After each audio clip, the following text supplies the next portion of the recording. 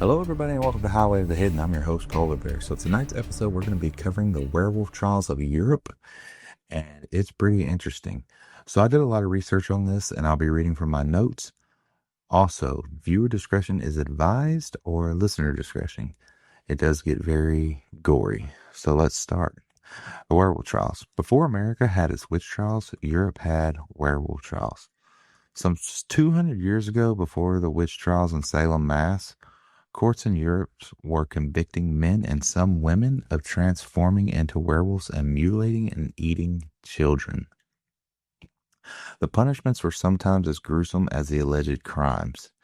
In Germany, in 1589, executioners strapped Peter Stump to a cart, removed his skin with hot pincers, and chopped off his head before burning his body at the stake. His head was attached to a wooden pole carved into the likeness of a wolf and was later displayed as a warning to others tempted to consort with the devil. So later on tonight, I actually have Peter Stump's, like how it all started with him, the deal he made, and stuff like that. So a lot of our people that I'm going over, they all made a deal with the devil and got the power to become a wolf, and has to do with the pelt and stuff like that. So we'll get into that. Werewolf trials took place in parts of Europe throughout the 15th, 16th, and 17th centuries. Driven the desire to find scapegoats for harsh conditions, many accused were beggars, hermits, or recent immigrants to the area. Many confessed to being werewolves and committing heinous crimes, but only after being tortured. Historians suspect some suffered from delusions or weren't intelligent enough to know what they were admitting to. A few have may been actual pedophiles or serial killers, but the historical records are fragmented and exaggerated centuries later. It is difficult to untangle folklore from real evidence or what people believed to be real at the time. All right, so now we're going to actually get into the early werewolf lore, and as you know, werewolves are one of my absolute favorite cryptids. I do believe they exist, so let's see what happens. The concept of humans transforming into wolves go back a millennia. In the Epic of Gilgamesh from Mesopotamia in 2100 BC, the hero abandons a love interest when he learns she turned an ex-lover into a werewolf. In Greek mythology, King Lycaon of Arcadia tests Zeus by feeding him disguised human remains and is turned into a wolf and is punished. His name is the root of the term lycanthropy. Werewolves also figured into folklore of the Middle Ages, but they were usually benign characters who shape-shifted into beasts against their will and were desperate to return to human form. Changes that real people could be menacing werewolves surfaced as part of the witch trials that swept through the parts of Europe in the 1400s. Officials in Valais region of Switzerland conducted large-scale prosecutions blaming witches for crop failure, lameness, blindness, infertility, impotence, as well as adopting werewolf forms and mutilating cattle. According to some accounts, several hundred men and women convicted and burned at the stake in Valais starting in 1428, often with a sack of gunpowder around their necks. Any land they owned automatically transferred to the king, which may have spurred the accusations. Now, if I butcher some of these names, I truly apologize. I'm sorry. I'm not up to date on every language in the world, so bear with me. From the Alps, the werewolf prosecution spread to the Franche-Comté and Burgundy, a densely forested area where villagers and livestock were easy prey for actual wolves. There, as elsewhere in Europe, political and religious upheaves heightened tensions. Christianity was struggling to overcome regional pagan traditions, making fertile ground for fanciful accusations. So, pretty interesting so far. In 1521, inquisitors appointed by the Pope proceeded over several trials of alleged werewolfery. Two shepherds, Pierre Burgot and Michael Verdun, confessed to making a pact with the devil in exchange for food, meeting with a man in black who gave them an ointment that turned them into werewolves, then attending midnight witch gatherings and eating children. Both were burned at the stake, along with the third who refused to confess.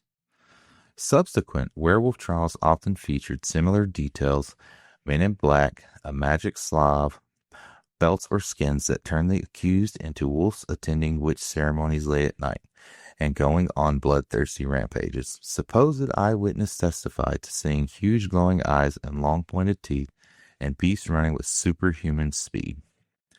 Contesting the church's authority, the secular parliament in the Dole soon took charge of werewolf prosecutions, at one point encouraging citizens to assemble armed with clubs, halberds, pikes, and other cudgels to hunt down named werewolves, for they might find, catch, shoot, or kill them according to an edict of the parliament, crediting Satan with body humors. A patrol in the eastern French town of St. Claude tracked down Gilles Garnier, an immigrant living in poverty in the forest, and accused him of mutilating children near Dole in 1573. After torture, Garnier confessed to killing 4 children and feeding their bodies to his family on a Friday, which was a double sacrilegious according to the church edict against eating meat on Sundays. He was burned at the stake despite some doubt that he could physically travel 60 kilometers away where some of the missing children lived.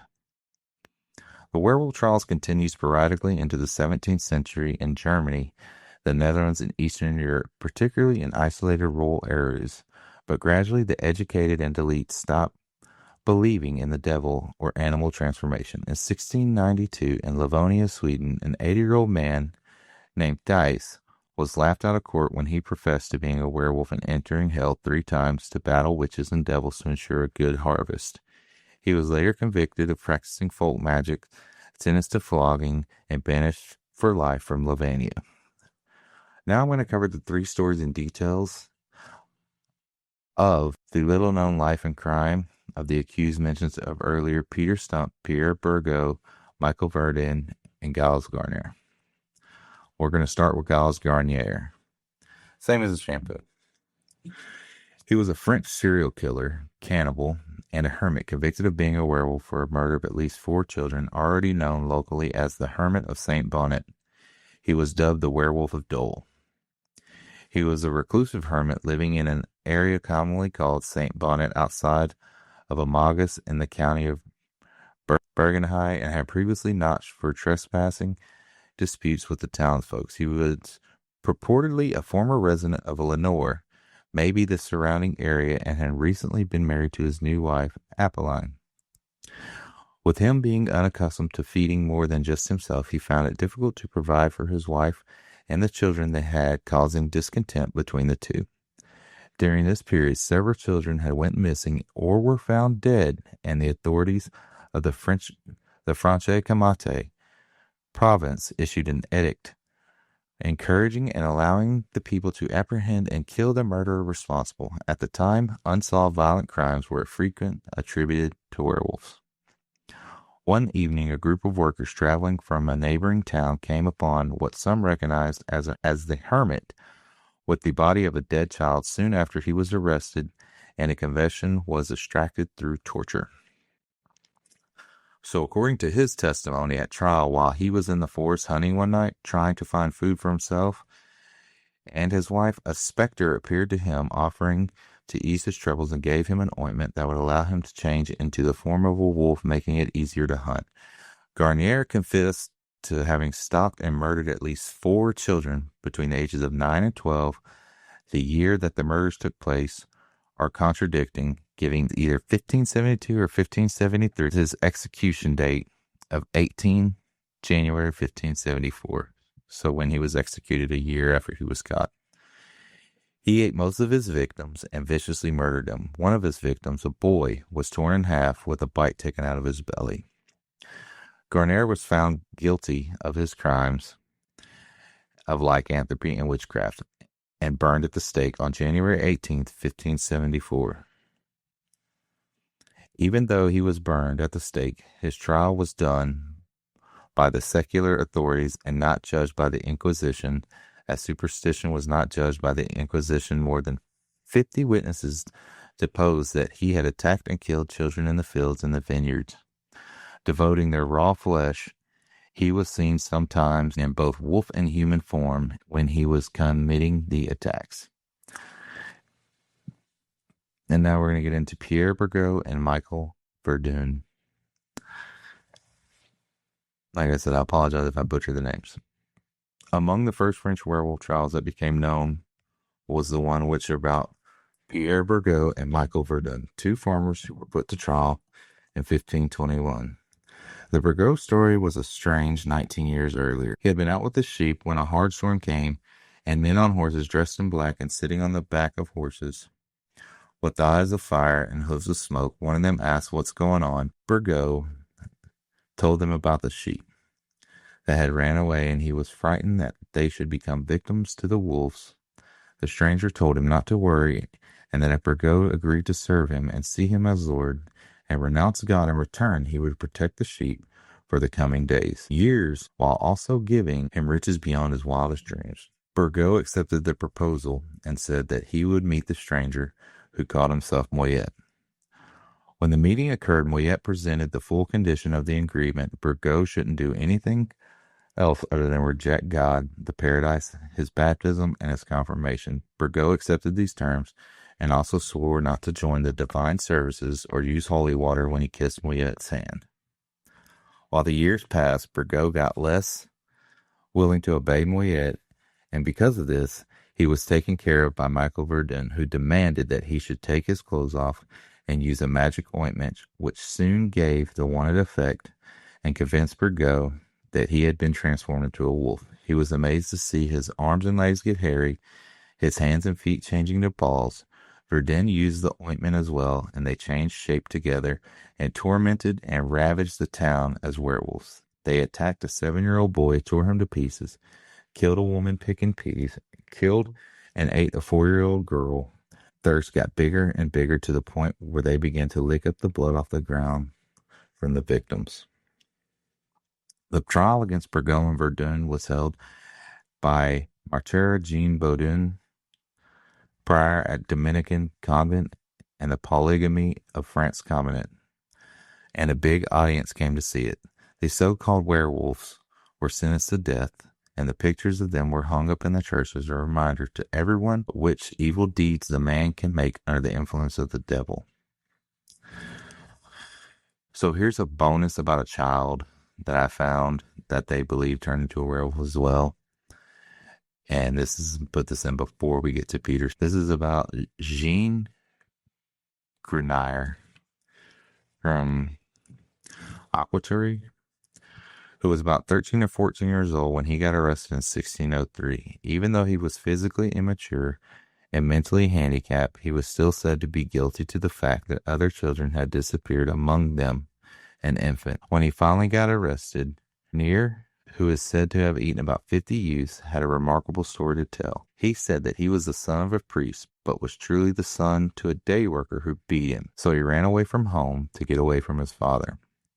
He walked alone, took care of cows, begged for food, and lived as a wild creature he were.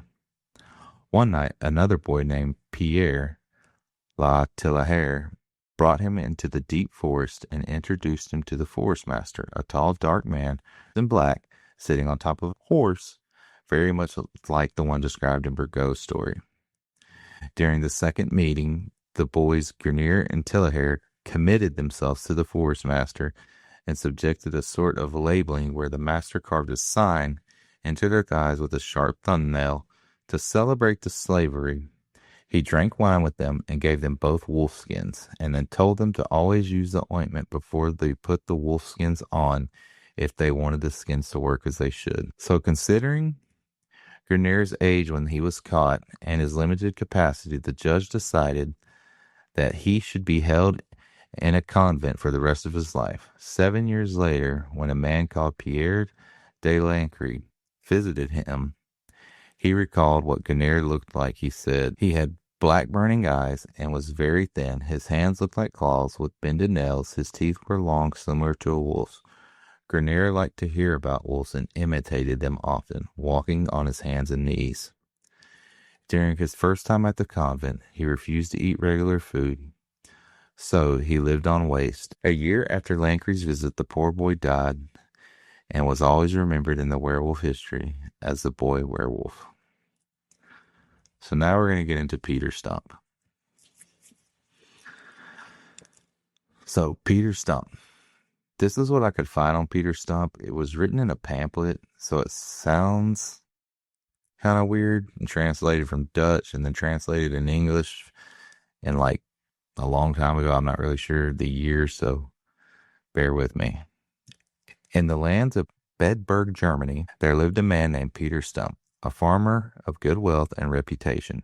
But beneath his ordinary life lurked a terrible secret. For many years, he was known to disappear into the woods where villagers would later find cattle slaughtered, travelers missing, and children taken from their home.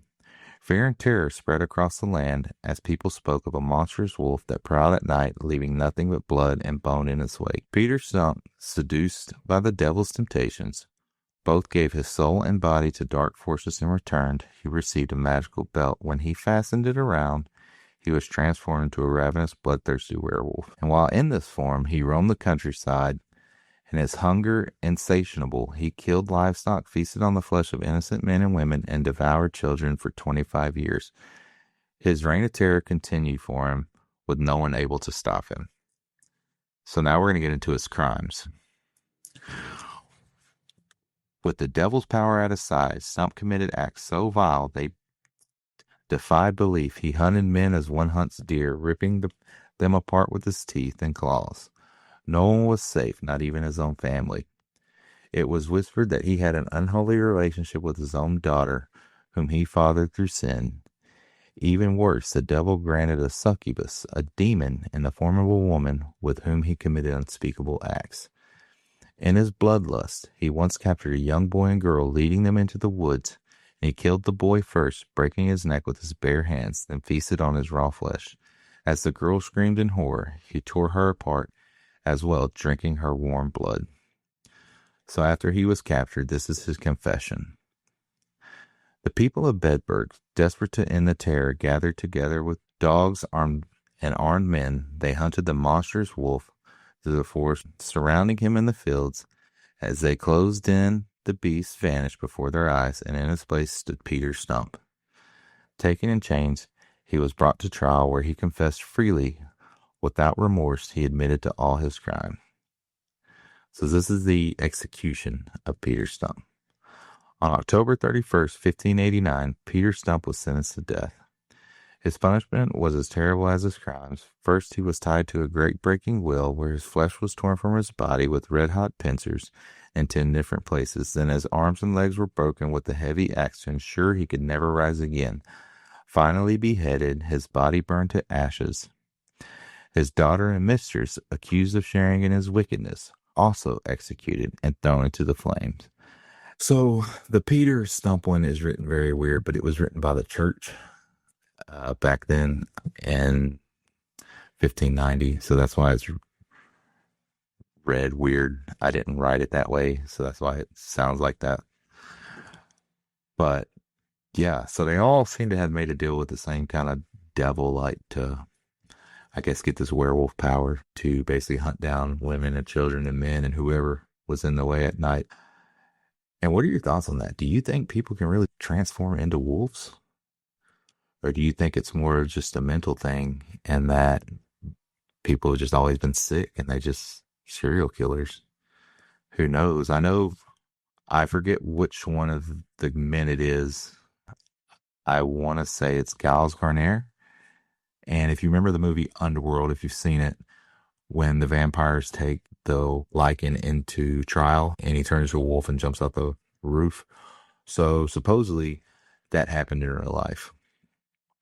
And the story goes, it's kind of set up the same, where they had brought him in, had him chained up, and apparently they were getting ready to execute him.